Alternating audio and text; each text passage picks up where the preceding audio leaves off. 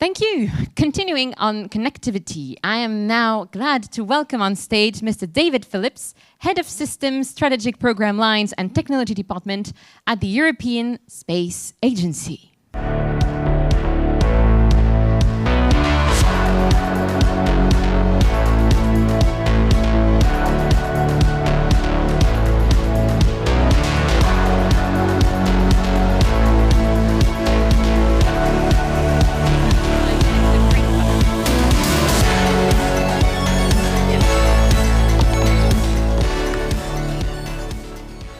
Mr. Phillips, thank you for being here. You would tell us more about navigating a changing geostrategic landscape, ESA's shift towards security and resilience. The floor is all yours. Thank you very much. First of all, I'll introduce myself. My name is David Phillips. I've joined ESA, I think 12 months ago now. Before that, I had quite a long part of my career inside the, let's say, the military domain in industry. I was in charge of MilSatCom programs for Airbus, Airbus Defence and Space. In particular, the Skynet program. So I have a background in military, though my current role is more broadly managing systems, strategic program lines, and technology development for connectivity in ESA. What I want to talk to you about today is really how ESA is responding to the kind of things you've been hearing a lot about already this morning.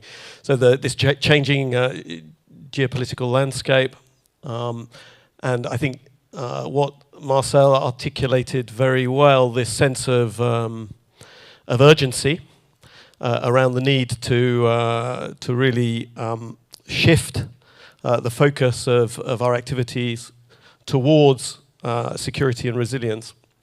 I feel, having listened to that speech, that I have some let's say, obligation towards the future generations, particularly the twins of Marcel, to do things quickly. So yes, a real pressing case. So we've heard many times today already about this profound transformation that's taking place, not just for space, but for Europe's role in the world in general. And for us in particular, a domain that was primarily associated historically with exploration science and economic opportunity, is rapidly becoming something that's a little bit more fundamental. And this is the idea that our security and our ability to operate with freedom and for our economies to correctly function. Space is an important part of this critical infrastructure. So underpinning security, our ability to act diplomatically, and we know that space, we've heard it many times already this morning, is increasingly contested. The infrastructure is targeted and is vulnerable. So considering space not only as an enabler, but as a strategic domain in its own right. So over the past few years, we've seen these unprecedented geopolitical shifts. We've talked about it a lot this morning already in this forum.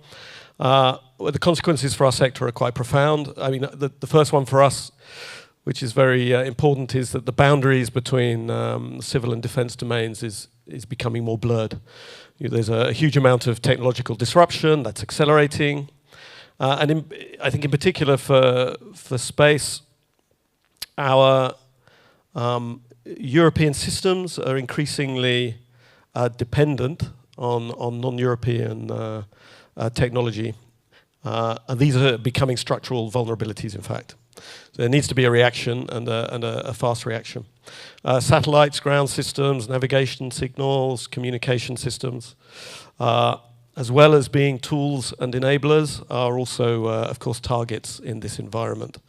For us, this reality was brought into fairly sharp focus, I think, 6 months ago at the last ministerial conference at the Council of Ministers in November.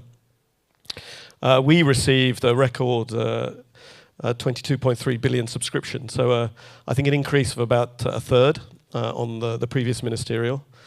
I think in real terms it's more something like 17% when you adjust for inflation. But the signal was very strong that space is strategic, and importantly for the European Space Agency, this funding came with a new mandate, in fact, and this is that we have a role that's given to us. It's not something that we define. It's a role and a mandate given by our member states, which is to actively and with some urgency contribute to security and defence in Europe, to strengthen the resilience of European space. That means of our assets, our infrastructures, and our industry, and to support Europe's strategic autonomy.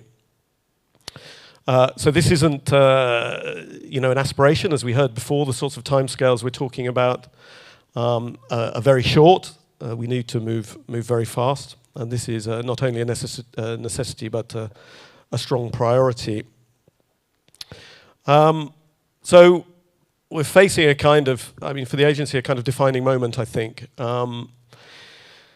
Everything that we do contributes to this kind of invisible backbone that we depend on in our day-to-day lives: communications, navigation, our ability to respond to crises and emergencies, our financial systems, and of course, importantly, the ability to generate and coordinate intelligence and our defence response. So this is a message receiving from our member states. It's echoed continually in forums like this one, where the threats are increasingly real, whether it's cyber threats, jamming, physical disruption, indeed. And in this context, what we're calling resilience, what we're defining as resilience from space, becomes absolutely essential. So just before describing how we're responding, the definition of what we're calling resilience, we have to be quite precise around that. It's a bit about autonomy, which I've mentioned already. This is the ability for Europe to act independently when the need arises. This can be in crisis situations, for example. Continuity, the ability to ensure that the services that underpin our ability to function, our economic activity and our defence activity are uninterrupted. So when terrestrial systems fail, that there's the ability to fall back on infrastructure that's resilient. Collective security, that we're able to marshal coherent civilian and military responses to these ever-increasing complex threats. And then it's this piece about trust and cooperation. I think this has been mentioned a number of times this morning, that for Europe to rise to this challenge of autonomy, that we have to build on let's say a shared approach. This is not just interoperability and partnerships, but it's about sharing investment, the cost and the barriers that are faced in answering this kind of call. We can only manage. We can only compete in Europe if we do it on a shared basis. And here the Space Agency is quite well placed. So there's these two angles, I think, which we need to respond to. There's this notion of resilience from space. So how can we build infrastructures in space that support resilience on the ground? And then there's the resilience of space itself. So how do we make sure that what we're putting in orbit and on the ground to support space infrastructure is protected, in fact, and is resilient? So these two angles of resilience, and it's our role, I think, to support the technologies, products, systems, and capabilities that increase resilience in both of these senses. So our response. Our first, I would say, and most visible response is to effectively reorganize our activities. So probably one of the most significant organizational changes for the European Space Agency in many years. And this is the creation of a directorate which specifically tackles the subject of resilience alongside navigation and connectivity, the so-called RNC directorate. So this is up and running. A director has been appointed, and we're busy putting together the organisation around how RNC will work in collaboration with our member states. Why is this important? Navigation, communications, and resilience, if you like, are not separate domains. They're domains that are fully independent, interdependent, I should say. And these are pillars that put together create opportunities for really going to the next steps in terms of European sovereignty. And by that I mean Europe can develop integrated, multi-layered systems, can improve efficiency and coordination, and deliver these resilient end-to-end services that I was just describing.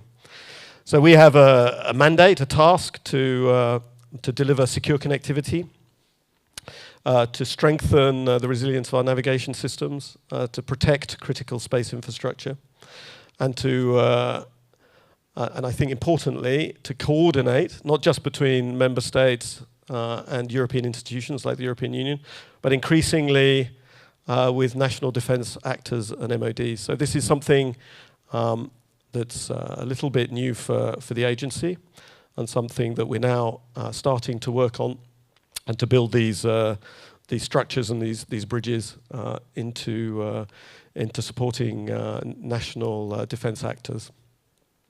And importantly, we're providing a single interface for resilience matters for all stakeholders, whether it's European institutions or industry. So when people want to come and join and participate in what the agency is doing, that there's a single front door, if you like, for what we would call resilience matters. Concretely, so I've articulated a little bit the reasons why and the organizational response. But what matters in the end is capability and delivery. We're talking about very short time scales. We're talking about what happens in the rest of this decade. It's not far into the future. So just to talk a little bit about the European Resilience from Space Programme, ERS. So this is a collection of systems, a system of systems that integrates Earth observation, position, navigation and timing, secure connectivity, and importantly things like spectrum monitoring and connection of all devices, in fact, to a common infrastructure. So these systems are designed to enable Europe to observe, to navigate, and to connect in real time under the threat conditions that we've been talking about already, and to allow users to connect really anything, anytime, anywhere.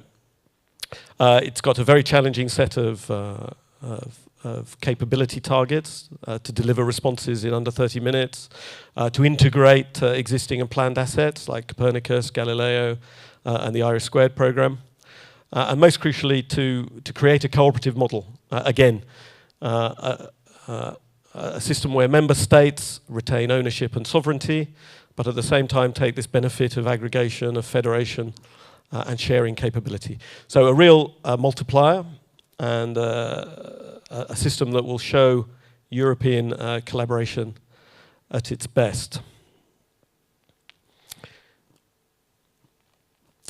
So the IRIS² program, which many of you are no doubt already familiar with, how does it fit in? IRIS² is a central pillar of this ecosystem.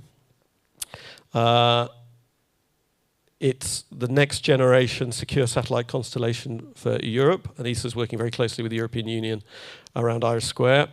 The idea is to build a multi-orbit architecture to deliver secure broadband communications with the ability for sovereign ownership and connectivity in the end.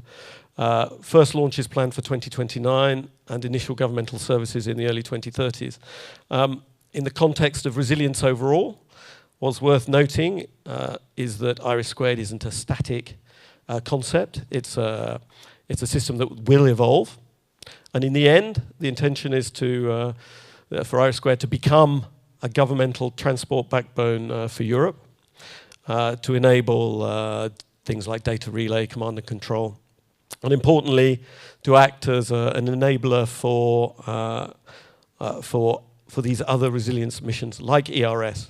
So in the end, this becomes the kind of nervous system for integrated capability, and in fact to connect Europe's space ecosystem in a secure way. It's not only about big systems. Resilience going forward depends on Europe's ability to develop the underpinning technology and innovation that's needed to have the right depth, the right strength, and the right autonomy in Europe, particularly in the European space industry. We have a strong industry, but there's more we can do to build, let's say, independence and autonomy. And we have our ARTES program, of course, which many of you have probably used. I hope more of you will use, and we'll talk about that a little bit more in a minute. But underpinning everything that's done at a system level, we have activities around 5G and 6G terrestrial and non-terrestrial integration, so really driving developments around NTN. We have big initiatives around direct-to-device connectivity, both in the commercial and the governmental domains. A strong program around optical and quantum communications. And we have our existing space systems for safety and security program, which is really already at the forefront of, let's say, secure connectivity and cybersecurity and so on. So the aim is to deliver seamless global connectivity, enhance cybersecurity, and importantly, to really facilitate faster time to market. So helping industry, in the end, capture the requirements that are needed from all stakeholders moving forward, including MODs, and to develop the underpinning technologies quickly, including creating opportunities for fast demonstration in orbit of new systems, of new capabilities, and making sure that this capabilities that's so urgent is really ready to deploy as and when it's needed. So the idea is really to strengthen Europe's not just its capabilities, but its competitiveness and its ability to respond quickly. I mentioned 4S. It's our Space Systems for Safety and Security program, which is probably the one for most people in this forum, which would be the gateway into supporting or participating in what we're doing. It's a rather prescient program. It's run by Christophe Alamon, who's in the audience somewhere. I don't know whether you can put your hand up. Yeah, up there. So please reach out to Christophe and talk to Christophe. Christophe has been working on topics like this for probably the last 10 years, 7 years maybe, where ESA had a vision some time ago to start responding to the idea that for governmental services in particular, that we needed to start creating the foundation for space resilience initiatives. And there's already a huge number of activities in progress around cyber threat, signal interference, physical risk in orbit, on ground, etc.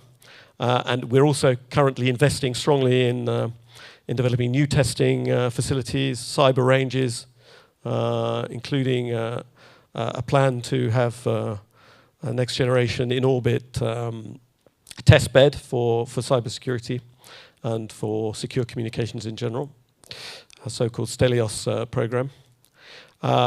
Because we know that it's imperative that this kind of resilience that we're discussing really has to be imagined from the ground up. So the technology and the capability that we need has to be It has to be resilient by design, it has to be tested, and it has to be proven in time for it to be deployed in an active capability.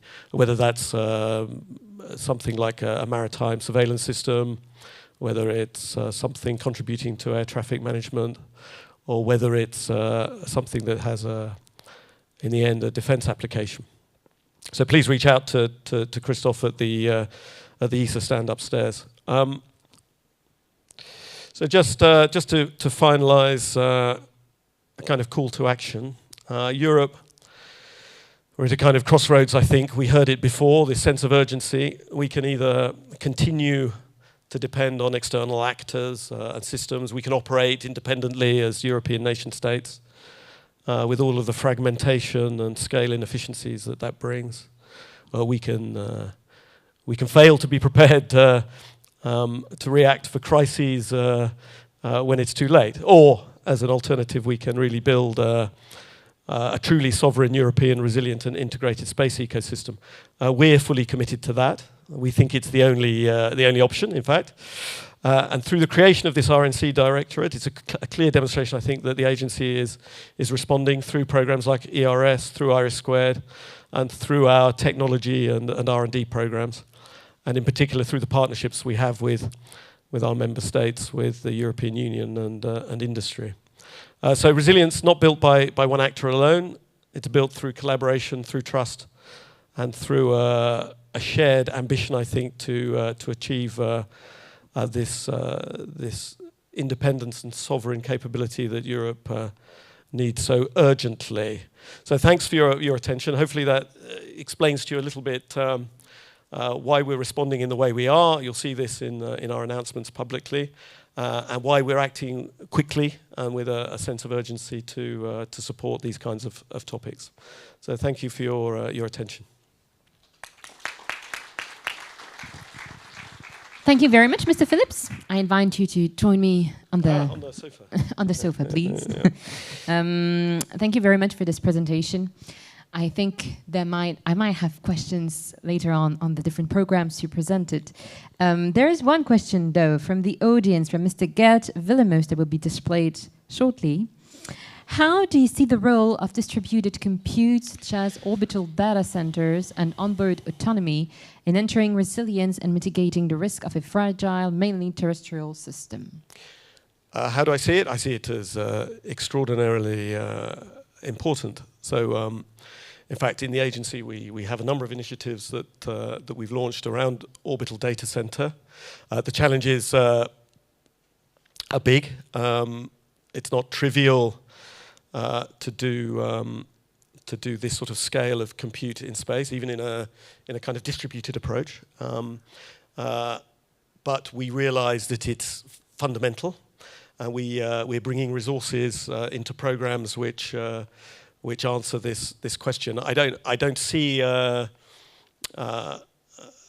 ability of systems like ERS we were talking about to be able to respond with the kind of speed, to move data, if you like, at the speed of relevance for the users. There's MODs are serious people. In particular, they want information when they need it, and it has to work. And I think, orbital data centers and the unlocking of, let's say, of the kind of edge computing decision making as well that goes with it, absolutely critical. But some big challenges around the space tech that underpins that. But we're working on that. Thank you very much. I think Mr. Willemus has his answer. Please do not hesitate to ask your questions on the application Connects Me. You've been addressing and talking about many of the programs that are part of the pillars of ESA's 2040 strategy. Mm-hmm. One of them being building competitiveness in Europe. When it comes to competitiveness and comparing European forces and assets to that of, for instance, the US or China, it often comes to the lack of private capital in Europe. What do you think about it? What do I think about private capital? I think... what can the agency do about it too? Well, yeah, first of all, on private capital in general, I think Europe has had some success in bringing capital to the space industry. There's a bunch of sovereign funds. There's the Seraphim Fund based out of the UK.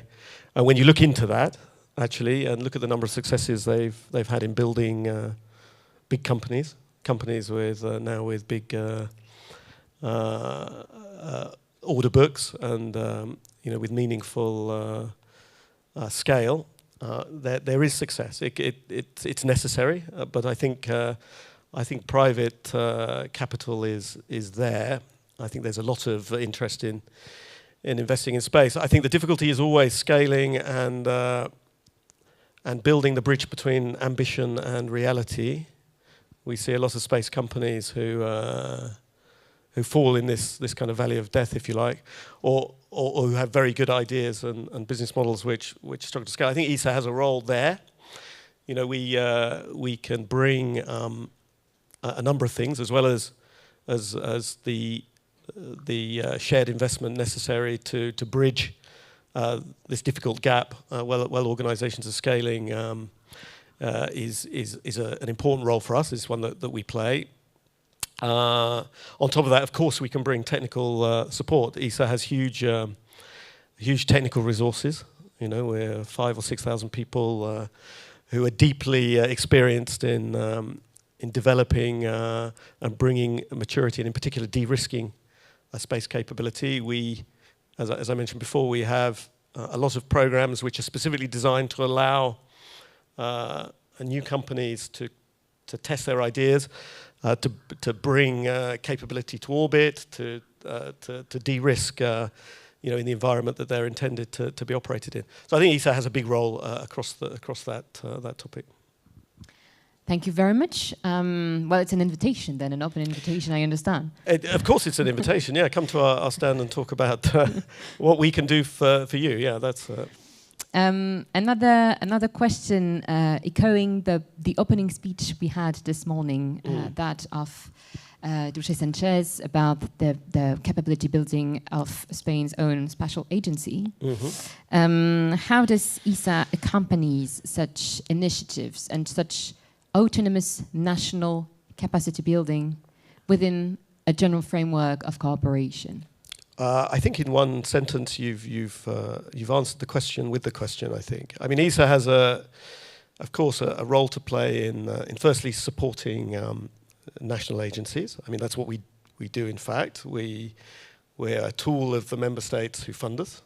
So of course we like programs to build programs where there's collaboration and the opportunity to scale with the investment of a combination or cluster of member states. But if in the end, we're on a path where we support individual nation-state ambitions, then we can do that as well. We have that within our mandate and our rules. That's something we can do and do. In fact, so that's what we exist for, to answer what the ministers of our member states ask us to do for them and for their industry. I should maybe rephrase my question. My question was more, do all member states, we were talking this morning about emerging space nation. Oh yes, yeah. Is that something you would recommend? Is it something I would do I understand the question correctly? But no, emerging, I mean, of course, we have partnerships with emerging space nations, people who are very much, in a lot of cases, feel they're on the front line of the sorts of threats that we've been talking about today. There are countries that know that they need to secure their borders. They need space systems to help with that. They need to manage the threats that they're facing. There, I think ESA has a big role, and here I think the ability to really federate smaller nations is really important. And that, often we see it. We've got programs in place where you see a cluster of nations coming together. It might be in the Baltics or in the North Atlantic or in the Arctic, where there's a common need for some capabilities that that they all need, and where budgets can be brought together, where capabilities can be brought together. People, local industries can play their part. They can find their niche and the element they want to bring, and that's something we spend a lot of our time doing. Is trying to enable smaller actors to come together and be greater than the sum of their parts, I would say. So yes, of course, encourage. Encourage. We will leave on that, I think. Thank you very much, Mr. Phillips. Thank you also to the European Space Agency for its continued support. It's also a pleasure. Thank you. Another round of applause.